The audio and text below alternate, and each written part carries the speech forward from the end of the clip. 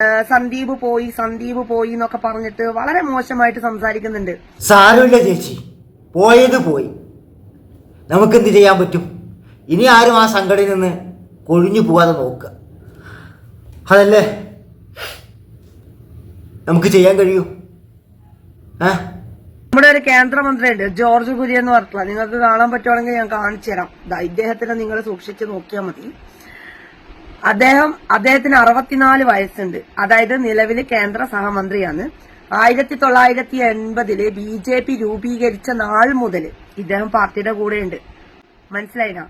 ആണോ ചേച്ചി? അദ്ദേഹത്തിന് ഇതുവരെ ആ ചാണകക്കുഴിയിൽ നിന്ന് മോചിതനാകാൻ കഴിഞ്ഞിട്ടില്ല എന്ന് വേണമെങ്കിൽ പറയാം. അല്ലെങ്കിൽ അദ്ദേഹത്തിന് ആ ചാണകക്കുഴിയോടായിരിക്കും താല്പര്യം. ഇതിനെ ഞങ്ങളുടെ നാട്ടിൽ പറയുന്നത് അടിമജീവിതം എന്ന് പറയും. അന്ന് അച്ചടക്കമുള്ള ഒരു പാർട്ടി പ്രവർത്തകനായിട്ട് അന്ന് ഉണ്ടായിരുന്നു. ഈ അച്ചടക്കം എന്ന് പറയുന്നത് എന്താണ് ചേച്ചി? നിങ്ങളുടെ പാർട്ടിക്കാർ കാണിക്കുന്ന കൊള്ളരുതായ്മകൾ കണ്ടില്ല എന്നും പറഞ്ഞ് കയ്യും കെട്ടി നിൽക്കുന്നതിന്റെ പേരാണോ അച്ചടക്കം എന്ന് പറയുന്നത്? പറയൂ ചേച്ചി, പറയൂ. ഒരു സ്ഥാനമാനങ്ങളും ഒന്നും ആഗ്രഹിക്കാണ്ട് അദ്ദേഹം നിന്നത് 44 വർഷങ്ങളാണ്. എല്ലാവർക്കും മനസ്സിലായിനോ? ആണോ ചേച്ചി? ആണോ? അയാള് 44 വർഷം അയാളുടെ അച്ചടക്കം നിങ്ങൾ മുതലെടുത്തു. അയാള് 44 വർഷം ശശിയായി നിന്നു. സന്ദീപ് വാര്യർക്ക് ഇന്ന് വയസ്സ് 41 വയസ്സെന്നാ പറഞ്ഞത്. അപ്പൊ സ്ഥാനമാനങ്ങൾക്ക് വേണ്ടിയിട്ടാണ് രാഷ്ട്രീയത്തിൽ വരുന്നുണ്ടെങ്കിൽ മറുകണ്ട ചാടും എന്നുള്ള കാര്യമാണ് ഇവിടെ കാണാൻ പറ്റുന്നത്. ചേച്ചി ഇപ്പൊ ഈ പറഞ്ഞ ഡയലോഗ് അടിപൊളിയാണ് കേട്ടാ. ചേച്ചിയോട് ഒരു രാഷ്ട്രീയക്കാരൻ വന്ന് പറയാണ്, നിനക്ക് 2 കോടി രൂപ തരാം, മാസം 50,000 രൂപ ശമ്പളമായിട്ടും തരാം, നീ ഈ BJP കൂട്ടുപിടിച്ചുകൊണ്ട് ഈ വർഗീയത പറയണത് നിർത്തിയിട്ട് ഞങ്ങളുടെ പാർട്ടിയിൽ വന്നിട്ട് ഞങ്ങൾക്ക് സപ്പോർട്ടായിട്ട് നീ പറ എന്ന് പറഞ്ഞാൽ ചേച്ചി മറുകണ്ഠൻ ചാടുവോ? ചാടില്ല എന്ന് ചേച്ചി ഇപ്പൊ പറയും. കാരണം അങ്ങനെ ഒരു അവസരം കിട്ടിയിട്ടില്ലല്ലോ. കിട്ടിയതിന് ശേഷം ചേച്ചി ഡയലോഗ് പറയുകയാണെങ്കിൽ നമ്മൾ സമ്മതിച്ചു തരാം. എന്തേ? കണ്ണൂരിനെ സംബന്ധിച്ചിടത്തോളം പറയാൻ ഞാൻ ആഗ്രഹിക്കുന്ന ഒരുപാട് വാക്കുകളുണ്ട്. എന്തുകൊണ്ടാണെന്നറിയുമോ? ഞാൻ കണ്ണൂർ ജില്ലയിലാണ്, തലശ്ശേരിയിലാണ്, കതിരൂരാണ്. എന്നെ സംബന്ധിച്ചിടത്തോളം എനിക്ക് ഒരുപാട് നഷ്ടങ്ങൾ ഉണ്ടായിട്ടുണ്ട്. പക്ഷെ ഞാനതൊന്നും എവിടെയും ആരോടും ഒരു പരിഭവവും പറഞ്ഞിട്ടില്ല. ചേച്ചി ആരോടും പരിതാപം പറയാത്തത്, പരിതാപം പറഞ്ഞാലും ആരും ഒന്നും തരില്ല, ആരുടെ കയ്യിൽ ഒന്നും കിട്ടില്ല എന്ന് കരുതിയിട്ടായിരിക്കും. അല്ലെങ്കിൽ ചേച്ചി പറഞ്ഞ അല്ല ചേച്ചി പുറത്തൊക്കെ പറയണത് ചേച്ചി ഈ വായു തോരാതെ 24 മണിക്കൂർ ഈ സോഷ്യൽ മീഡിയയിൽ വന്ന് വർഗീയത പറയുന്നതിന് BJPയിൽ നിന്ന് മാസം ഒരു എമൗണ്ട് കിട്ടുന്നുണ്ടെന്നാണല്ലോ കേട്ടത്. ഞാൻ കിട്ടുന്നുണ്ടോ ചേച്ചി? ഞാനതിപ്പോൾ കിട്ടുന്നുണ്ടെങ്കിൽ ആരോടൊന്നും പറയുന്നു വേണ്ട, അങ്ങനെ അങ്ങോട്ട് പോട്ടെന്ന്. അല്ല പിന്നെ അങ്ങോട്ട് പോട്ടെ. സോഷ്യൽ മീഡിയയിൽ ഒരു പോസ്റ്റ് ഇട്ടതിന്റെ പേരിൽ ഞാൻ ഒരുപാട് വഴി കേട്ടവളാണ്. അപ്പം എന്നിട്ടും ഞാൻ ഈ ഒരു സംഘടനയിൽ ഇങ്ങനെയും ചിരിച്ചുകൊണ്ട് നിൽക്കണമെന്നുണ്ടെങ്കിൽ അതൊരു വ്യക്തിയല്ല സംഘടന എന്നുള്ള കാര്യം അറിയുന്നത് കൊണ്ടാണ്. ആദർശമാണ് നമ്മളെ നയിക്കുന്നത്. പക്ഷെ പുറത്ത് ആൾക്കാർ അങ്ങനെയല്ലല്ലോ ചേച്ചിയെ പറയുന്നത്. ചേച്ചിക്ക് ഈ മുസ്ലിങ്ങളെ വർഗീയത പറഞ്ഞിട്ട് പൈസ സോഷ്യൽ മീഡിയയിൽ കൂടെ ഉണ്ടാക്കി ജീവിക്കണമെങ്കിൽ അത് BJP നിന്നാലേ നടക്കുള്ളൂ എന്നാണ് പറയുന്നത്. അതുകൊണ്ടാണ് BJPക്കാർ ചേച്ചിനെ അടിച്ച് പുറത്താക്കിയിട്ടും ചേച്ചി BJP വിട്ടു പോകാതെ BJPയിൽ തൂങ്ങിപ്പിടിച്ച് നിൽക്കുന്നത്. അതുകൊണ്ടാണെന്ന്. മറ്റേതെങ്കിലുമൊക്കെ പാർട്ടി പോയി കഴിഞ്ഞാൽ ഇതുവരെ വർഗീയത പറയാൻ പറ്റില്ല.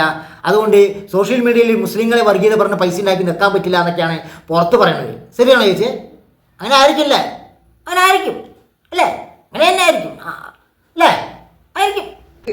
സന്ദീപ് വാര്യർ ഒരു ദിവസം കൊണ്ട് വൃത്തികെട്ട കാര്യങ്ങളാണ്, അതായത് സുരേന്ദ്രൻജിയെ പറ്റിയിട്ടും അതുപോലെ തന്നെ പാർട്ടിയിലുള്ള ആൾക്കാരെ പറ്റിയിട്ടും നമ്മുടെ നരേന്ദ്രമോദിജിയെ പറ്റിയിട്ടും പറയുന്ന കാര്യങ്ങൾ സൂക്ഷിച്ച് പറയുക.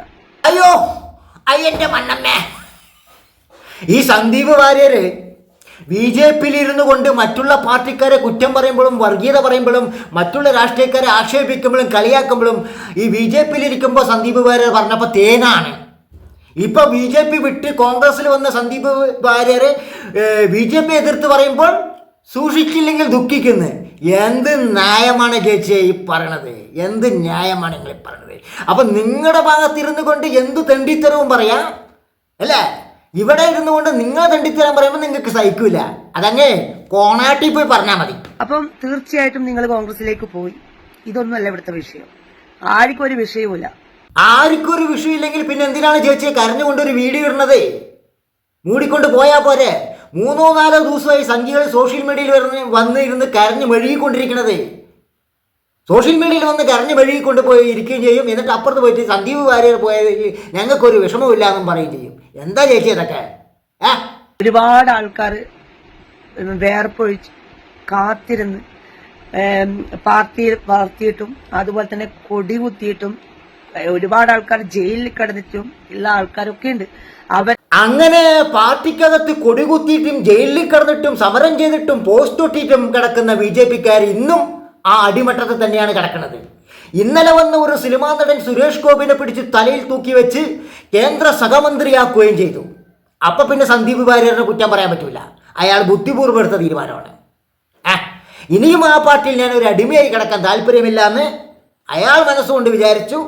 അയാൾ ബുദ്ധിപൂർവ്വം തീരുമാനമെടുത്തു. അതിന് സന്ദീപ് വാര്യരെ കുറ്റം പറയാൻ പറ്റൂല. ചേച്ചിയെ, RSS എന്ന പ്രസ്ഥാനത്തിനെ വിശ്വസിച്ചിട്ട് ഇവിടെ വന്ന ആൾക്കാരാണ്, ഞാൻ ഉൾപ്പെടെയുള്ള ആൾക്കാര്. അങ്ങനെ അതുകൊണ്ടാണ് ചേച്ചിയെ ഇന്നും ചേച്ചി BJPയിൽ ഒരു പഞ്ചായത്ത് മെമ്പർ പോലും ആകാതെ ഈ സോഷ്യൽ മീഡിയയിൽ വന്നിരുന്ന് മുസ്ലിങ്ങൾക്കെതിരെ വർഗീയതം പറഞ്ഞ് ഈ തട്ടിമുട്ടി ജീവിതം കഴിച്ച് നിൽക്കുന്നത്. വെറുതെ അല്ല. പക്ഷേ സന്ദീപ് വാര്യർ കുറച്ച് ഉഷാറായി എന്ന് മാത്രം. പക്ഷെ സ്വന്തം പ്രസ്ഥാനം, നമ്മൾ നിന്ന പ്രസ്ഥാനത്തിനാ ഒറ്റൊരു ദിവസം കൊണ്ട് മാറ്റി പറഞ്ഞാൽ നിങ്ങളെ യൂദാസായിട്ട് കാണും. ഓ, ഇനിയിപ്പോ ജൂദാസായിട്ട് കണ്ടാലും ശരി, യേശു ക്രിസ്തുവായിട്ട് കണ്ടാലും ശരി, പോയത് പോയി. ഇനി പോകാതെ നോക്കുക, പ്രസ്ഥാനത്ത് നിന്ന് ആൾക്കാർ ചാടിപ്പോകാതെ നോക്കുക. ഇനി എത്ര ചാടാൻ കിടക്കുന്നത് അല്ലേ? തക്കം കിട്ടിയാൽ ചേച്ചി ഉൾപ്പെടെ ചാടും. ഈ ഡയലോഗ് നോക്കണ്ട ചേച്ചി, ചാടും. അതാണ്.